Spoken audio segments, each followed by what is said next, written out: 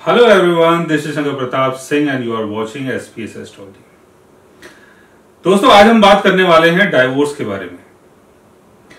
जब भी आपका डाइवोर्स होता है तो उसके पीछे कोई ना कोई बहुत बड़ा रीजन होता है। रीजन कई बार ये होता है कि जहां आपकी शादी हुई है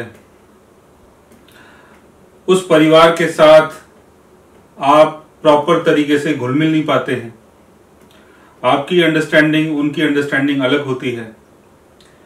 कई बार जो आपका पार्टनर होता है वो बहुत ज्यादा एम्बिशियस होता है और वो आपको ज्यादा वैल्यू नहीं देता, उसके चक्कर में कई बार जो रिलेशन वो बिगड़ जाते हैं। कई बार बहुत ज्यादा लड़ाई झगड़े होते हैं, उसके चक्कर में कई बार जो संबंध है वो बिगड़ जाते हैं। और कई बार संबंध इनकम के चक्कर में, यानी अर्निंग आपकी बहुत कम है, उसके चक्कर में संबंध बिगड़ जाते हैं। तो ऐसा बहुत सारी फैमिलीज के साथ होता है और हुआ है और आगे भी होगा। तो इसका रीजन समझने की कोशिश करते हैं कि डाइवोर्स अगर हो रहा है तो क्यों हो रहा है। और दूसरी बात यह कि डाइवोर्स के थ्रू कई बार आप एलिमनी के लिए ट्राई करते हैं, स्पेशली जो फीमेल्स होती हैं वही ट्राई करेंगी, क्योंकि मेल तो एलिमनी के लिए क्या ट्राई करेगा। फीमेल्स ट्राई कर सकती हैं और मोस्टली फीमेल्स ही करती हैं। तो एलिमनी कई बार आपको मिल जाती है, यानी कई बार जब डाइवोर्स होता है आपका तो आपको एलिमनी के तौर पे काफी बेनिफिट होता है। और कुछ लोगों का डाइवोर्स होता है उनको कोई बेनिफिट नहीं होता, उनको कोई मॉनेटरी हेल्प नहीं मिलती है, उनको कोई मदद नहीं मिलती है। उल्टा कई बार क्या होता है कि आपको ही अपनी जेब से पैसे देने पड़ जाते हैं। तो ऐसा बहुत सारे लोगों के चार्ट में योग बनता है कि डाइवोर्स के बाद उनको कई बार मॉनेटरी गेन होता है।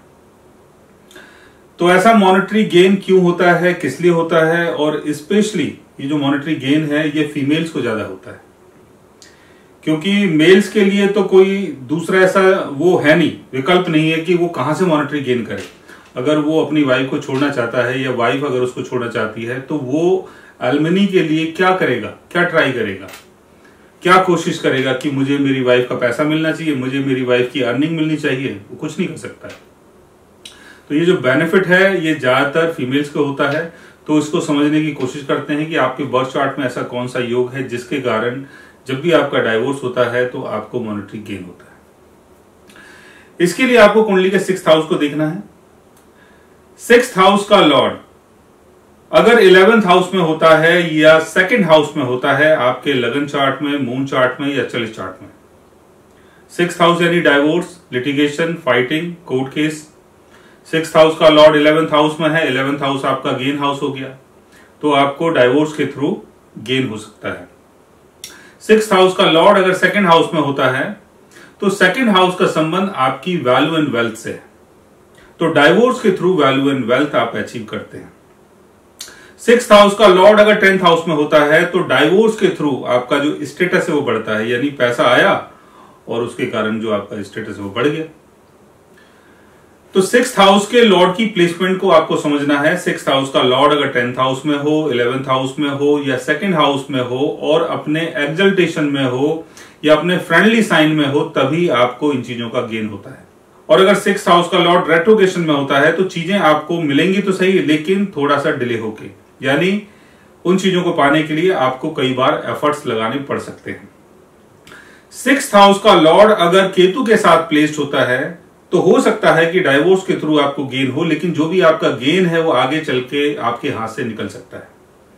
6th हाउस का लॉर्ड अगर राहु का प्लेस्ड होता है तो आप कई बार चाहते हैं कि आपको डाइवोर्स के थ्रू गेन हो, स्पेशली जब 6th हाउस का लॉर्ड 10th हाउस में हो या 11th हाउस में हो या 2nd हाउस में हो और राहु की प्लेसमेंट उसके साथ हो या राहु का एस्पेक्ट अगर उसके ऊपर पड़ता है, तो ये आपकी मन की इच्छा होती है कि आप इससे शादी करें और जब आप उससे डाइवोर्स ले तो आपको मॉनेटरी गेन हो।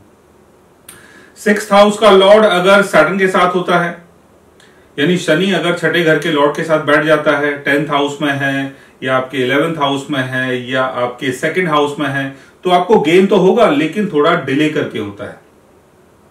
वैसे ही 6th हाउस का लॉर्ड अगर 2nd हाउस के लॉर्ड के साथ या तो 10th हाउस में हो या 11th हाउस में हो, 10th हाउस का लॉर्ड 6th हाउस के लॉर्ड के साथ 2nd हाउस में हो या 11th हाउस में हो, या 11th हाउस और 2nd हाउस और 10th हाउस के लॉर्ड्स अगर 6th हाउस के लॉर्ड्स के साथ अगर कहीं पर प्लेस्ड होते हैं, केंद्र भाव में होते हैं या लाभ भाव में होते हैं, तब भी आपको डाइवोर्स के थ्रू काफी मॉनेटरी गेन होता है।